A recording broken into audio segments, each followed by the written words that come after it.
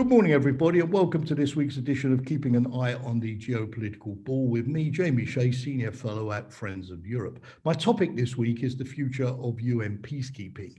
One of the greatest UN Secretary Generals, Dag Hammarskjöld, was once asked, what is the purpose of the United Nations? And he famously said, it's not to take mankind to heaven, but to save it from hell. And for most of us, the way the UN tries to save mankind from hell is by sending blue helmets or peacekeepers to the world's trouble spots to implement ceasefires, separate warring factions, deliver humanitarian aid. Peacekeeping was not initially part of the UN Charter. It started in 1957 with an operation in Gaza. And by the 1990s, the UN was running 16 operations with over 150,000 individual peacekeepers in places like Somalia, Cambodia, and Bosnia, as well, of course, as Lebanon. But this high watermark of the UN peacekeeping was also its undoing because these big operations also showed the problems that the UN was having. For example, too many conflicting mandates, ambitious mandates that were not matched by troop contributions, for instance, the slowness of the UN in deploying as everything had to be contracted from scratch. The fact that the UN was often there to observe what was going on and record it rather than intervene and to stop the violence, and the many cases of corruption affecting UN peacekeepers involved in sexual violence or illicit commercial activity that brought UN peacekeeping into disrepute. The nadir was undoubtedly the massacre at Srebrenica in July 1995 in Bosnia, when a small, lightly armed group of Dutch peacekeepers were unable to stop the Bosnian Serb forces taking over the town and proceeding to massacre the men and boys who were still there.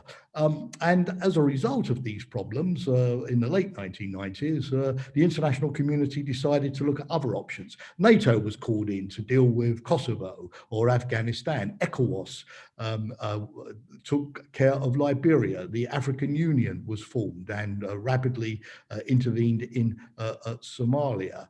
UN peacekeeping seemed to be suddenly no longer favoured. But of course, as NATO and ECOWAS and the AU and others discovered the difficulties of themselves dealing with these situations, unsurprisingly, they turned back to the UN. And so today, the United Nations is almost back at the high watermark of the 1990s. It's running 12 missions, 6 are in Africa, 4 in Asia, 4 in the Middle East, 1 in Asia and 1 in Europe.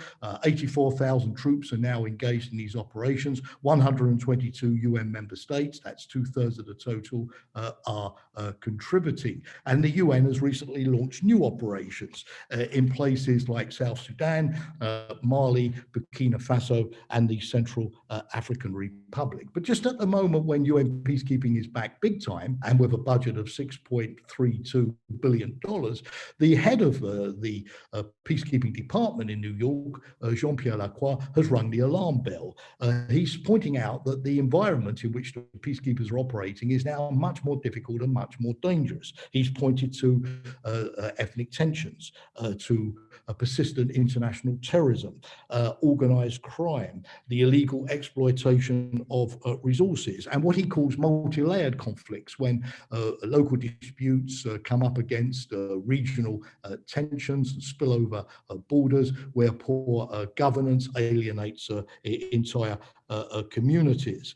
He also says, rightly, that the situation of the peacekeepers is not helped by mercenary groups like the Russian Wagner organization getting involved in places like Libya or Mali or the Central African Republic, or the fact that many armed groups and militias now have highly sophisticated weapons, or all of the fake news and disinformation social media campaigns that are directed against UN peacekeepers to demonize them and alienate them from the local populations. So given these difficulties, it's very timely that South Korea has invited many high-level diplomats and politicians to go to Seoul on the 7th and the 8th of December to discuss the future of UN peacekeeping and how it can be strengthened to deal with this more difficult environment. So what kind of reforms could the Seoul meeting consider? Well, it could certainly build on the back of the good work done by previous UN Secretary Generals,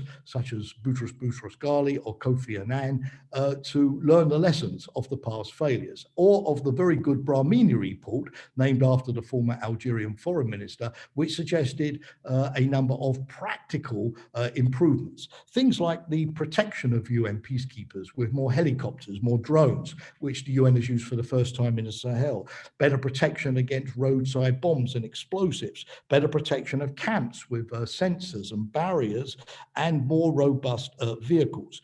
It could also help by giving the UN greater access to intelligence and situational awareness so that it could foresee dangers in advance. It could have hubs of UN peacekeeping where equipment could be stored close to conflict zones to allow the UN to deploy faster. It could have a better lessons learned process so that lessons learned in one theatre could be immediately transferred to other UN operations so that everybody could be aware of potential risks and dangers. Hybrid operations like the UN has conducted with the AU in Somalia, and where UN shares the burden with a regional organization, are useful too. Another good example is the way in which the UN is working with the European Union and the French Barkhane mission in the Sahel. That means that equipment or capabilities with one mission can rapidly be shared with another. The UN has also got to link peacekeeping much more closely to diplomatic efforts to resolve disputes. Nobody wants another Cyprus where the UN has deployed since 1960, and everybody thinks that because it's made the conflict go away, there's less urgency to find a solution. It should be the other way around, of course. The UN also has got to get digital. UN peacekeepers have got to be more digitally aware, enabled and educated, also to use the social media to get their narrative across, to engage with local populations and to fight fake news. And finally, women need to be much better represented at all levels of UN peacekeeping, from the troops in the field to the leaders in the headquarters. The fact that there are so few women means that the UN is depriving itself of a valuable source of expertise, particularly in conflict resolution and dealing with local communities. So in a nutshell, the UN is a good investment, particularly when you think of the $4 trillion that the NATO countries spent trying to sort out the woes of Afghanistan. The improvements are modest, they're doable, and they would help to make something that we badly need, UN peacekeeping, go from good enough to much better. Thank you for watching and listening today. I look forward to engaging with you this time next week.